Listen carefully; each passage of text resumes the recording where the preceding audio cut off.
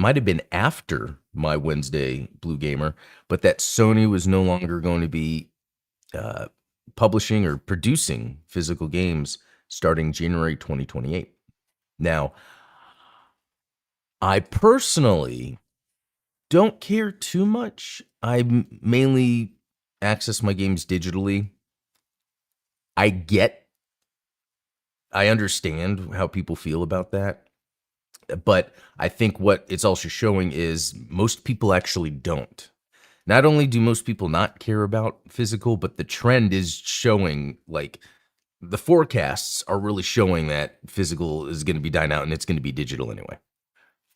In and again, I get the idea you want to collect, you want to own your things. I just happen to come from a different mindset. Just me personally, it's just a personal thing where it's like a while ago, I detached myself from owning the physical games when I was really able to come to a conclusion that for me, it's all about the experience of playing the games. Oh, no, look, I can access them all I want. It would be horrible if there was a time where then I lost access to digital stuff, just like at the same time Sony announced removal of access to digital movies people might have bought through PlayStation. So you can kind of see where it's like, that. But this is where I feel instead of the stop killing games constantly like pushing government to regulate things, let people do what they've been doing for a while. And that's emulation. That's just playing. If we want to play a game a certain way, the preservation, there's a way to do it. Now, if it's people want something physical, I think there will always be those boutique shops that are making those physical releases. There's so many. Bitmap Brothers, I am 8-bit, LFG, Limited Run Games, LRG. LFG, I think, is a Sony dev studio. But anyway, and I still collect that stuff. Like I get the Castlevania stuff every once in a while. When I really got into Xenoblade last year, that was a series I was like, I would get that physically, and I did. But I think what it really is at the end of the day, it's just that there's not enough people that make it a big enough market for that. But I think this goes deeper than people realize. And it's something that has always sat with me my entire life since the unveiling of the PlayStation. And I've made an infographic to kind of go over this. So, PlayStation enters the market. And I remember when PlayStation first came out, there was a couple things about it. One, at that time, CD-ROM, there was the Sega CD add-on. There's TurboGrafx 16 with the CD add-on upgrade. But at that time, for me, a lot of CD-based stuff was more multimedia. So when it started coming out with video games that had CDs on it, even on the computer, sometimes like, oh, this is the bigger companies that can now use this latest tech. That's just how my mind was thinking. And then when we got to the PlayStation, I just remember thinking how, oh, the PlayStation is trying to be cool within video games, which I wasn't using that as a judgment to then make my next decision. That was just more of what my brain just thought under the surface of it all, where I was just like, oh, okay, well, PlayStation's entering, or Sony is entering the video game market through PlayStation, trying to be cool, knowing that they were going to work with Nintendo. But anyway, so here's the thing. PlayStation changes the game. They have a Hollywood approach, cinematics and story. Well, first of all, it's the lower manufacturing cost of CDs. That's the strategy there. Instead of having these specific cartridges to work on your consoles, and remember, after CD consoles were coming out, Nintendo still had the N64 come out with the cartridges. But this means publisher-friendly licensing and massive third-party support. Just because it's so easy and cheap to manufacture on a CD, and it's not proprietary in the sense of like a cartridge in the limited space you have. It's just very easy to, hey, let's just get it's kind of like when Nintendo and Sony and Steam opened up their stores for anyone to just release a game, and a lot of slop kind of showed up on there. So this is the trade-off here is the power shifts toward publishers and platform ecosystems. So then with the PlayStation, we get games that use cinematics and story, bigger production values, older audience, because at this point with the PlayStation, it was less about positioning itself as like a toy or a game, but like, hey, anyone can play video games now. And then there was the 2D shift where there's the reports where Sony was not greenlighting games that would be 2D or not publishing games on their PlayStation platforms because they were 2D. And that's already not cool. Um, really, that's already a company that has the pull that's limiting the games people can access. So at this era, with 95, the PlayStation comes out. This is where gaming shifts. Games begin chasing film-style production over pure gameplay innovation. And then we get to the living room war, because it's a very interesting time here where the PS2 comes out, but with the DVD player. It makes people then buy the PS2. This skews what we think is popular in gaming at the time. Everyone's wanting a PS2, but it has a DVD player. It's the cheapest way to get a DVD player. Cheapest way to get a DVD player and play Madden. The stuff that's not really about gaming. Because at the same time, the Dreamcast had a built-in online. It had the VMU, which was very innovative. A visual memory unit that you could plug into your controller and you can access stuff. And then the arcade perfect experiences. That was another big deal with the Dreamcast. Oh, man. From Marvel vs. Capcom to Dead or Alive, having that, like, arcade experience. But there were things Sony was doing at the time that was causing the Dreamcast to die. Really, the Dreamcast was perfectly fine, but the generation before put gaming into this new upper echelon.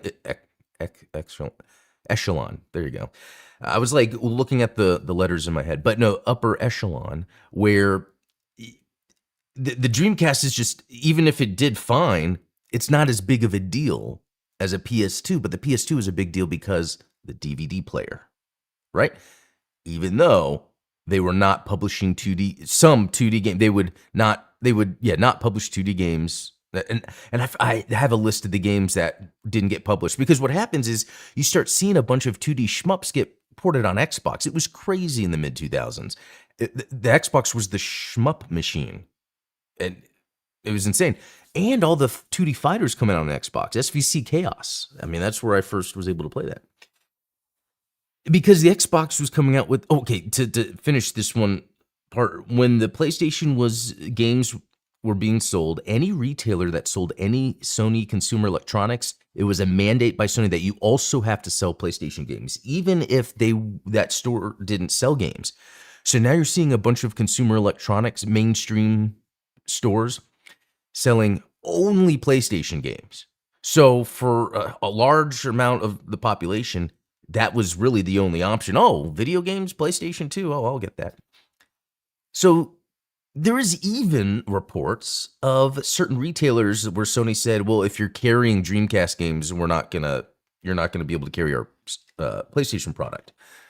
That was another issue that caused the Dreamcast to die. Then Xbox comes in. They're like, well, we're going to pick up where the Dreamcast left off. This is not about Sony. It didn't have the DVD drive built in. You had to buy an add-on to plug in to play DVDs, all right? But it had the built-in hard drive. It had Ethernet. It had 4 controller ports, Xbox Live. And you can make and I get it, you can make an argument that's like, well, Microsoft ushered in, monthly payments to pay online. And to be honest, I agree that that's not cool.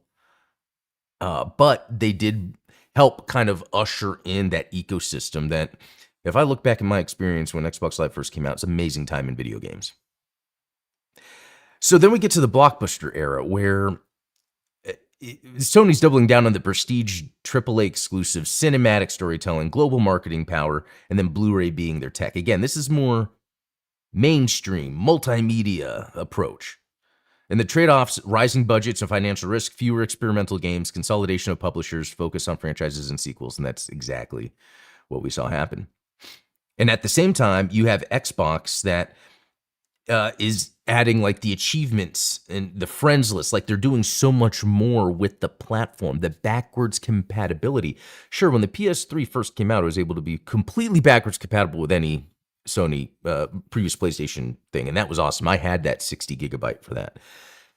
But then they started removing that function from later PlayStations to the point to where that didn't exist anymore, the backwards compatibility. And then it was about buying the game, but they didn't release a lot of their older titles to buy digitally. For instance, I can only play Gradius 5 on a PS3. Even though it's digital, I wish I could just download that on my PS5. Uh, you know, um, so the other thing with this era too is the Xbox Play Anywhere. So Xbox started adding a thing that I think is amazing that everyone's overlooking. That's like, yeah, you can buy a game on Xbox and you can also play it on your PC, and I love it. The biggest games that I played this year, Crimson Desert, 007 Last Light, both of these games were Play Anywhere. And in both of those instances, I'd be playing either in the living room on my Xbox or in my office on my PC. And along with that was the backwards compatibility where Microsoft went back like, yeah, now on your series, you can play 360 games. I want to say it's either some Xbox games or not, but Xbox One games as well. So basically making your modern Xbox console a backwards compatibility beast. That is way more gamer friendly than anything Sony was doing. So now we get to where Sony, as they've been pushing everything they have, by the time we get to the 2020s, they're seeing, it looks like more people are buying digital. The forecast is showing that it's going to be digital. Now, I don't care. I don't care about that. That's fine. But the reason we're here, though, is because Sony has always pushed for mass appeal of their platform. They've never been about the core of gaming, right? Sony's been like, okay, we have this arm of gaming. We're not going to treat it like a typical gaming ecosystem. We're going to treat it like the mainstream consumer electronics that it is. That's the difference between the way Xbox and PlayStation is failing. Xbox is failing because they're a corporation trying to act like an indie developer. And the reason PlayStation is failing is because they're a corporation trying to push a product. I mean, it's how it goes. The reason Nintendo does so well is because they are a video games company first, and they've always stuck to doing things a certain way. That's always worked. And overall, over the time we've been able to see from their financials, the way lower cost in development Nintendo spends compared to Sony. It's insane, the difference. I mean, Concord probably pays for multiple Nintendo Switch games that were developed. Looking in chat real quick, Jimkill X. Let's say I remember these conversations as Gen 7, great for some digital ports of old games, save for discs and new stuff for compilations. But what if company pulled the plug on another PSMs? Yeah, that's the thing. So having this whole digital library, just like with the movies, we could all lose this stuff. But again, I think it goes back to what I talked about, emulation. Like any game that I've been wanting to play, I've been able to play. I'm not worried. But I think that's like the trade-off. The mainstream doesn't care as much about that. Even they're the ones that are funding, the market. Condition upgrade. Dreamcast was so advanced, amazing, but Sony bought its way into number one. Yeah, that's how I've always seen it. I remember the day that Sega announced they were canceling the Dreamcast. It was funny. It was this girl I was dating. We were at Chili's, and I remember sitting there just kind of a little sad, and I was like, yeah, the Dreamcast, Sony's pulling their crap, and now the Dreamcast is gonna... And then the table next to me, a guy was talking about it. He was either to his dad or something. I would just remember him saying, yeah, there's not going to be a Dreamcast anymore, blah, blah, blah, blah, blah. And I'm sitting there like, man, this is not good. I just remember that because it was a big deal to me. I do think the Dreamcast kind of being killed off and Sony kind of winning that is an example of one of the times in gaming period that it was a dark time, that it kind of led to where we are today. So, I think what the take is here is when games are treated like they are by a PlayStation, even a Microsoft. Microsoft's not innocent. They're better at this, I think. It's just they need sharper people involved to really balance that core and mainstream approach. But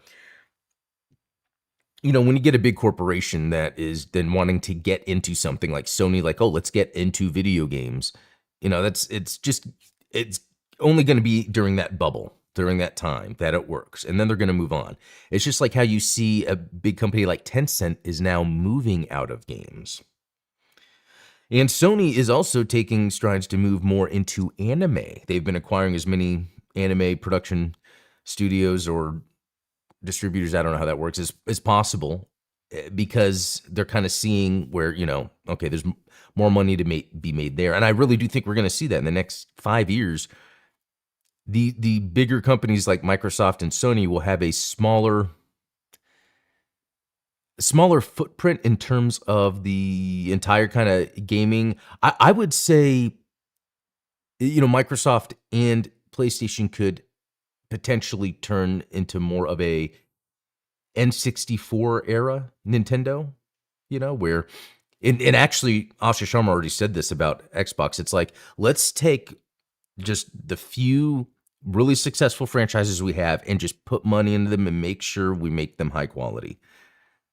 And I think what Microsoft was trying to do, which seems like a good idea, but didn't work out, was just buying up a bunch of little studios, putting a bunch of stuff on Game Pass. They had the right idea. It's like, well, let's let any type of game be available for anyone. The thing is, when you're as big as a company as Microsoft, you can't afford to do that. You have to make those big swings. It's why Disney is always coming out with a movie that cost $100 million, and then they are looking to make that much, And then you look at companies like Evercade or SNK, and they're way smaller, and they're able to produce hardware. In games, you never hear them saying, "Oh, we're going to shut down," because they're working at that smaller scale that makes sense for core gamers, and not like that mainstream appeal that doesn't work. Anyway, all this to say, since PlayStation came out, I've always had a funny feeling about it. I've always been able to kind of sniff out its sort of corporateness, and I'm not a corporate hater, but it's like I'm more about authenticity. I'll just easily shift my focus to things that are more authentic, and PlayStation has been the least authentic gaming console, in my opinion.